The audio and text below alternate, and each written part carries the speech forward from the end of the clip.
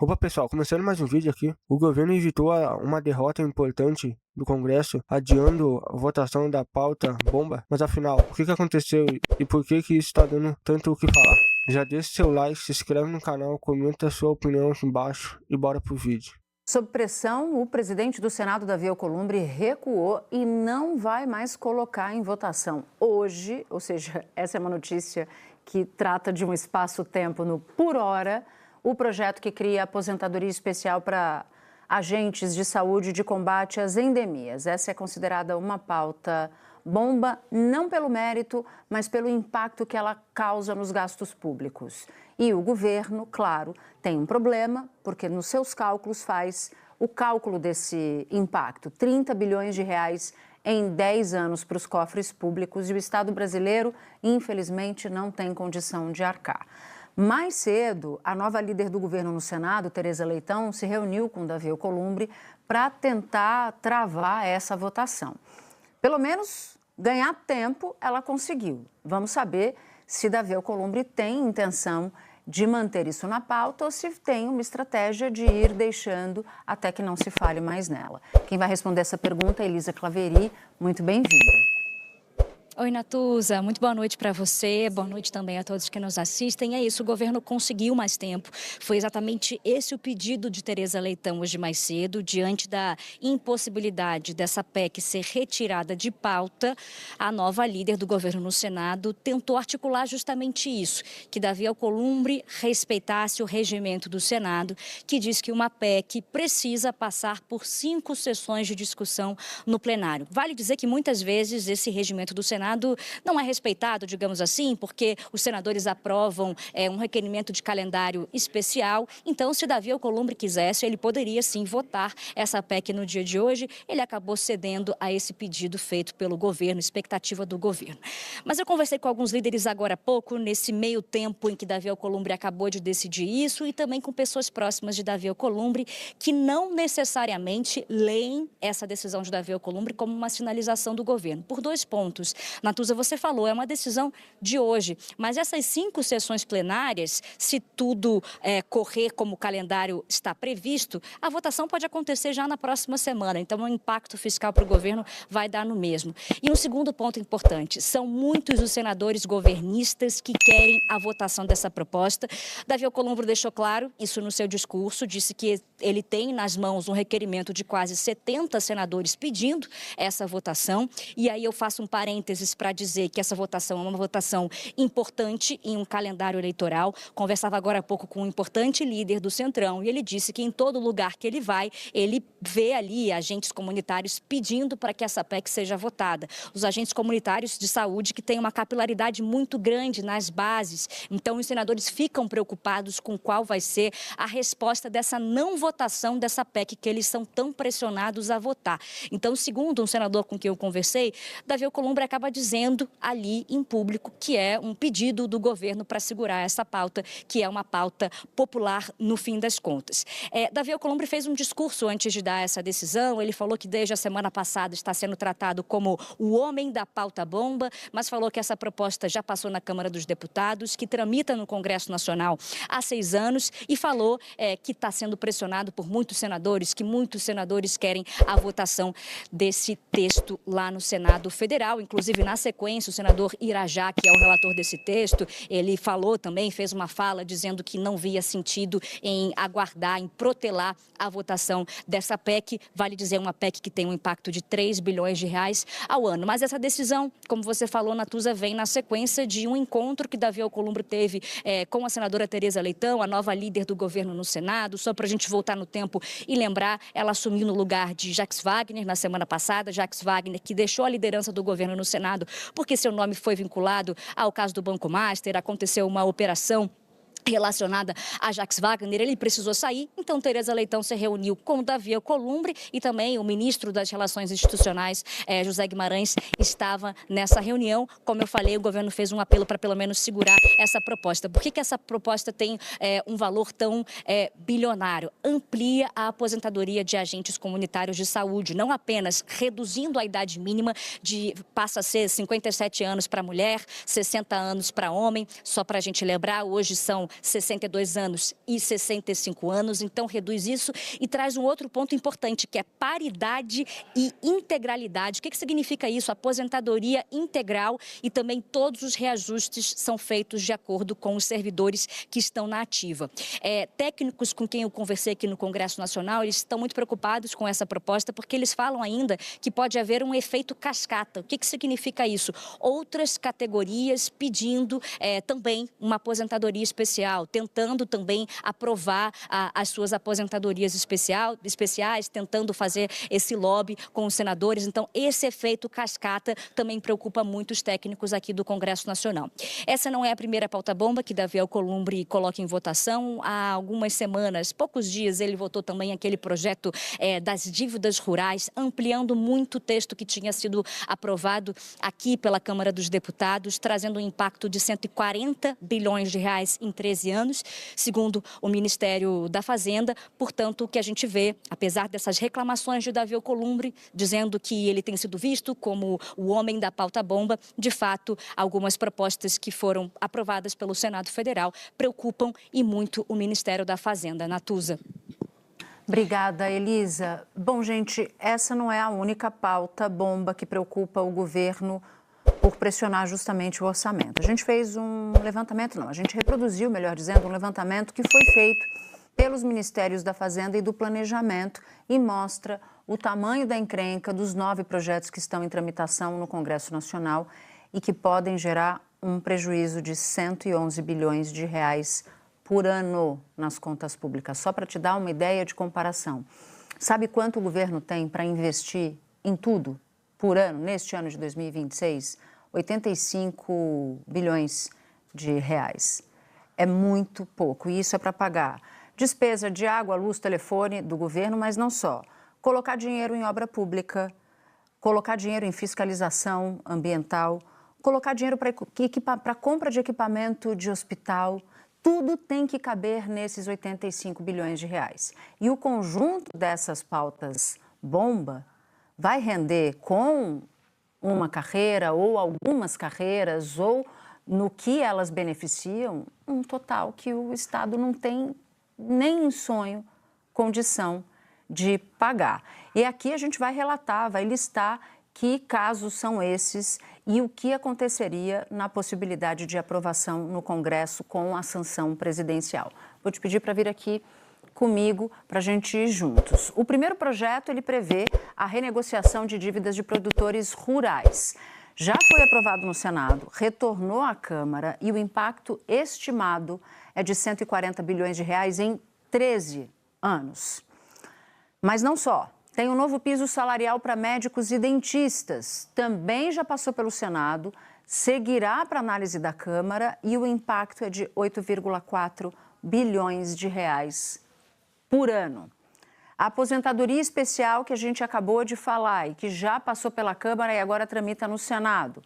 O impacto estimado, como disse Elisa Claveri, 3 bilhões de reais por ano. E o aumento do teto da receita bruta anual dos microempreendedores que são enquadrados no Simples Nacional. Também já foi aprovado pelo Senado e está em análise em uma comissão especial da Câmara. E aí o governo estima uma renúncia fiscal de 50 bilhões de reais por ano. Não acaba. Ampliação da imunidade tributária de templos e organizações religiosas. A proposta já foi aprovada na Câmara, aguarda análise do Senado. Deve gerar um impacto de 10 bilhões de reais por ano. E ampliação do Fundo de Participação dos Municípios, projeto que aumenta a distribuição de recursos da União aos municípios. E está em análise na Câmara e também deve gerar um impacto de 10 bilhões de reais por ano.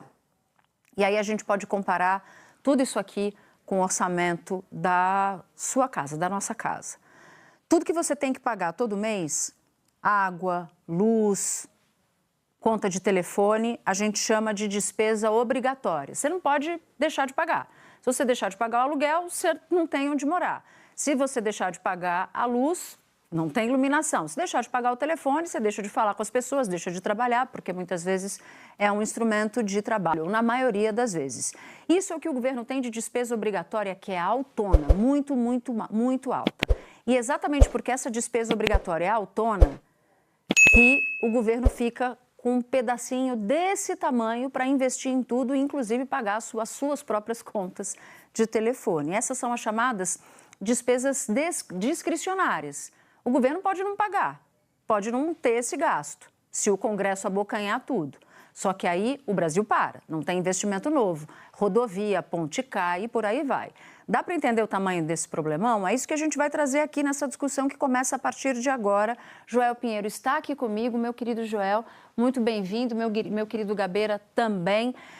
Joel, tem um ponto aí nessa história que, no caso de hoje que a Elisa traz para a gente, o fato de não votar hoje ou de suspender por alguns dias já dá para considerar a vitória, porque o tamanho dessa conta é tão salgada que se abrirem as portas para esses projetos, e aqui, gente, eu vou insistir, não é que eles não tenham mérito, não é que eles não fossem injustos.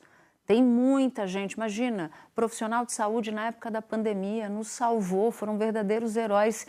Eu queria que eles soubessem que nós aqui no jornal entendemos isso. O problema é que ele não cabe nesse orçamento, não cabe. Para ele caber, teria que ter uma engenharia financeira que tirasse de um lugar e colocasse no outro. Mas do jeito que está, não tem condição. É exatamente isso, Natuza. Boa noite para você, boa noite, Gabeira, boa noite, assinantes. Eu acho que dá para falar, sim, de uma primeira e pequena vitória da Tereza Leitão, né? Pelo menos conseguiu adiar. É como aquele gol no início do primeiro tempo, mas ainda tem jogo pela frente. E a discussão dessa pauta pode voltar. Lembrando que, tendo já passado pela Câmara, ela adquire uma situação muito delicada, porque ela está no Senado, então, sendo aprovada ali, essa bomba está acionada, né? É isso que você colocou, Natuza. Quando a gente discute no mérito, quem possivelmente é contra melhorar as condições de aposentadoria de servidores da saúde que trabalham em campo? Parece algo fora de qualquer contestação. E por isso mesmo, essa pauta bomba é tão delicada e tão difícil. Porque se ela for para votação, a tendência disso criar uma tensão da opinião pública e uma pressão para os senadores votarem a favor é muito grande, né? Qual senador vai querer ser visto como aquele que votou contra um regime de previdência mais benéfico aí para os servidores da saúde? Muito difícil fazerem isso. Então, o melhor do ponto de vista dessa discussão seria que realmente o presidente do Senado segure essa pauta, não coloque ela para votação. Mas isso envolve, sabemos bem, uma negociação aí com o governo num momento em que a relação entre governo e Senado está muito, muito desgastada. A senadora Tereza Leitão conseguiu que, aparentemente, que isso, portanto, fique, no mínimo, para depois, sim, o que é uma vitória, mas o tema continua como a famosa espada de Damocles, né? Pendurada em cima da cabeça do governo. Não quer dizer que se o governo perder também que tudo está perdido, né? Porque, enfim, a própria justiça pode derrubar um gasto extra desses, afinal a gente tem uma lei de responsabilidade fiscal. Mas primeiro, isso já não é garantido, e segundo, é de novo um custo político daí para o Supremo que iria cair no colo dele, reforçando aquela imagem do governo como fazendo jogada ensaiada, jogando por tabela com o Supremo Tribunal Federal, né?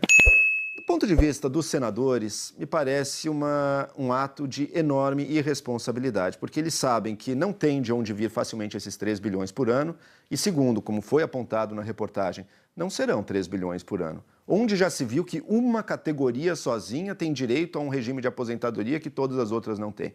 É evidente que isso iria, se aprovado, iria imediatamente engatilhar a discussão das outras categorias que não são menos importantes do que servidores da saúde. Então, o gasto disso é explosivo, muito maior até do que esses 3 bilhões iniciais. Então, os senadores sabem disso, usam isso como uma arma de negociação com o governo, né? Mas essa arma de negociação só funciona na medida em que existe alguma possibilidade deles aprovarem sim. Então, ao fazerem... Porque se não tivesse a possibilidade, o governo também não se preocuparia. Mas existe a possibilidade. É uma pauta que, no final das contas, seria até popular se levada para a opinião pública. Então, é uma atitude que, num jogo político plenamente compreensível com o governo e que sempre vai existir, coloca-se em risco as contas públicas do Brasil. E se elas Se o Estado brasileiro realmente não der conta de pagar as suas contas públicas, de buscar aquele superávit que até hoje nunca chegou, mas se distanciaria ainda mais, se isso acontece, não é só a categoria dos servidores de saúde. Pode ter certeza que é todo o Brasil que vai pagar uma conta muito mais salgada. Sem sombra de dúvida. Vamos dar uma olhadinha no momento em que Davi Alcolumbre recua e fala que estava sendo atacado por essa pauta-bomba, e já já a gente ouve o Gabeira.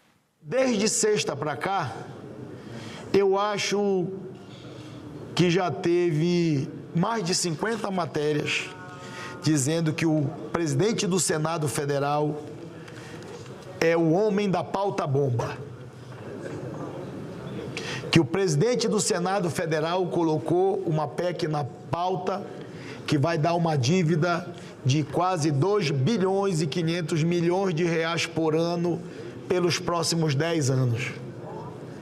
Gente, vocês querem mesmo que eu levante quantas matérias nós votamos aqui no plenário do Senado Federal e no Congresso Nacional sobre nós fazermos a flexibilização do arcabouço fiscal brasileiro para atendermos diferentes setores importantes da sociedade em relação a impacto em cima do orçamento do Brasil?